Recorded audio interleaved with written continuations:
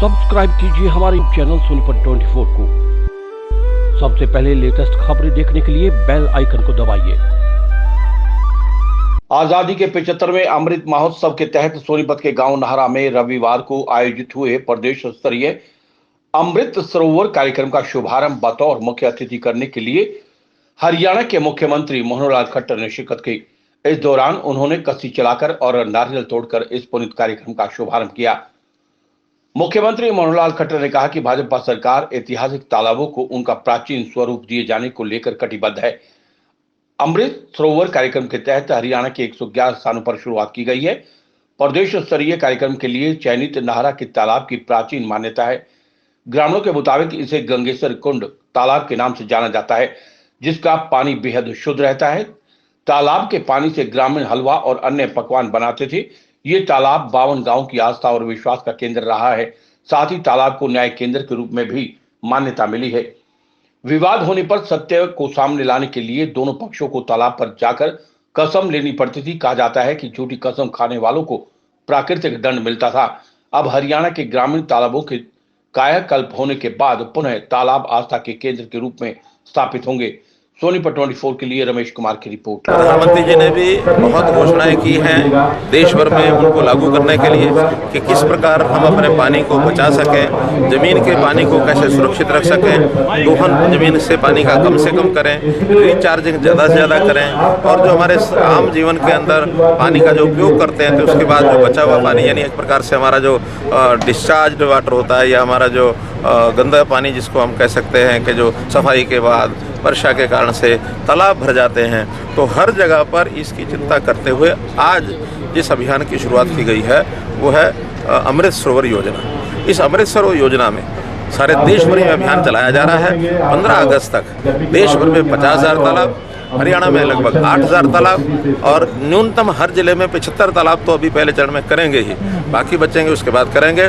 लेकिन सभी तालाबों के पानी को स्वच्छ करना, उसको पानी का उपयोग करना, पीने के यानी पशुओं के पीने के वो काम आएगा और जहाँ कहीं ओवरफ्लो होता पानी उसको इरिगेशन के माध्यम से हम वहाँ पर ट्यूबवेल लगा करके और माइक्रो इरिगेशन के माध्यम से गाँव के आसपास हमने इरिगेशन डिपार्टमेंट को और एग्रीकल्चर डिपार्टमेंट को कहा है कि उसका एक कमांड एरिया अलग से बनाए ताकि ये जो पानी है इसका उपयोग करके हम वहाँ सब्जियां हैं, वहाँ पर फल हैं, वहाँ पर फूल खेती है या सामान्य खेती है उसको हम उपयोग कर सकें। बहुत तालाब हमारे ऐसे हैं जहाँ गहराई पानी की अच्छी है और वहाँ पर हम फिशिंग का यानी मछली पालन का काम भी शुरू करा रहे हैं ताकि लोग उसको भी अपनी आजीविका में ला करके और मछली पालन का भी काम कर सकें।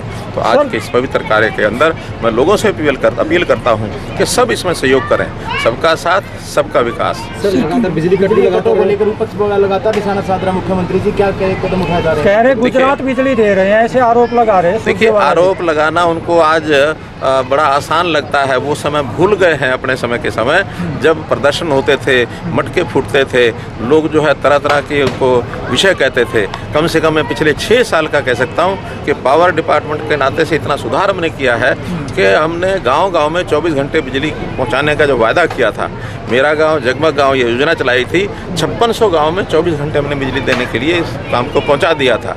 अब बाकी उसमें केवल 800 गांव बचे हैं, वो भी हम जल्दी पूरा कर देंगे। इंडस्ट्री उसकी खपत हमारी बढ़ गई है, लेकिन ये इस समय पूरे देश भर में जो एक गर्मी का वातावरण बहुत बढ़ा है, दूसरी ओर से कोयले की तंगी हो गई है। तो उस कोयले की तंगी के कारण से सब जगह के जो थर्मल प्लांट्स हैं उसमें कई बंद हुए हैं। केवल हमारी समस्या नहीं है, सारे देश में हर जगह समस्या है। बल्कि अगर समस्या का मैं मूल्यांकन करूं तो हरियाणा में बहुत कम समस्या है। हमारे यहाँ तो 1500-1600 मेगावाट कम हुए हैं और दूसरे प्रदेशों में नाम नहीं लेना चाहूँगा मैं, जहाँ बिजली उनकी आधी मिल रही है उनको। और खपत जो है लगभग हमारी जो पिछले साल की खपत थी उसमें 50% खपत हमारी बढ़ी है इस बार, जिसके अंदर 30% तो हमने उसको पूरा किया है, उनको बढ़ाया है। जो इसी महीने में जो पिछली बार सप्लाई हो रही थी उससे 30% ज़्यादा हो रही है, लेकिन बाकी 20% और एक 8 दिन 10 दिन तक ये समस्या रहेगी। 15 मई से पहले हमारी कई प्रकार की जो बिजली की सप्लाई है वो सुनिश्चित हो जाएगी। खास करके जो गुजरात की बात आप करते हैं तो अडानी कंपनी से जो झगड़े थे वो हमने उससे बैठ कर सुलह कर ली है और 1 या 2 तारीख को, आज 1 तारीख है, 2 तारीख से 500 मेगावाट उनका तुरंत शुरू होगा। 500 मेगावाट आगे 10 दिन में फिर शुरू होगा। भाखड़ा की जो बिजली है वो भी मई के महीने में हमको 1000 मेगावाट के लगभग बढ़ जाती है, क्योंकि सिंचाई का पानी भाखड़ा डैम से छोड़ा जाता है और जब पानी छूटता तो बिजली भी बढ़ती है। इसलिए कोई किसी प्रकार की ऐसी बात नहीं है जिसके कारण से कोई पैनिक फैले। लोगों को जितना थोड़ा सा अब इस समय सहयोग करना चाहिए, उसके लिए हम अपील करते हैं कि वो सहयोग करें। मैं भी समझता हूँ, लेकिन हमने जितनी बिजली का पैसा बचाया है, यानी आज थर्मल प्लांट की बिजली हमको 5.5 रुपये 6 रुपये पड़ती है। वो जो बिजली के इतने सारे यानी जो लगा के गए भी थे, उन्होंने कभी नहीं सोचा कि इसका कितना दुष्परिणाम होगा। कोयला मिल नहीं रहा, हम केवल पैसा लगा के हालांकि हमने भी एक यमुनानगर के प्लांट की एक परमिशन ले ली है 750 मेगावाट की, लेकिन उसको तो 2 साल लगेंगे भी। लेकिन उसके बदले में हाइडल पावर और सोलर पावर वो हमको 3 रुपये 3.5 रुपये 4 रुपये मिल रही है। और यही एक कारण है जिसके कारण से हमारी बिजली की कंपनियां, जिसको वो अपने कार्यकाल में 31,000 करोड़ रुपया घाटे में छोड़ के गए थे, 27,000 करोड़ रुपया तो हमने उदय योजना के अंतर्गत एब्जॉर्ब किया, बिजली के घाटे खत्म किए, और आज हमारी बिजली की चारों कंपनियां वो प्रॉफिट में हैं।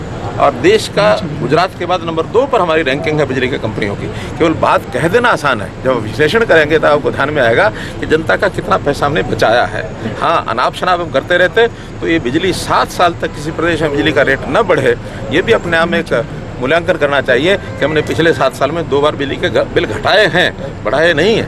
तो इसका परिणाम ये है कि हमारी जो योजनाएं हैं, व्यवस्थाएं हैं, वो हमने सुचारू ढंग से ठीक से चलाई। पंजाब में हिंसक घटना हुई, इसको किस तरह देखते हो? देखिए, पंजाब की घटना को मैं बहुत दुर्भाग्यपूर्ण मानता हूँ, और मैं तो यही कहूँगा कि वहाँ की सरकार का जितना कंट्रोल चाहिए, जितना लोगों के साथ तालमेल चाहिए, लोगों को जितना समझाना चाहिए, वो उसमें फेल हुए हैं। और सरकार के आते ही इस प्रकार का हिंसात्मक जो ये नाच हुआ है, ये निंदनीय है। और इस पर फिर भी मैं कहूँगा, पंजाब सरकार को अपील भी करूँगा कि सारी व्यवस्थाएं ऐसी बनाएं ताकि ये चीज़ आगे बढ़े नहीं, और जहाँ है वहीं ये समाप्त हो। सामाजिक ताना बाना बिगड़ने नहीं देना चाहिए। ये सभी राज्य सरकारों का और केंद्र सरकार का भी हमारा प्राथमिक दायित्व होता है। उस दायित्व को अपने सरकार को निभाना चाहिए।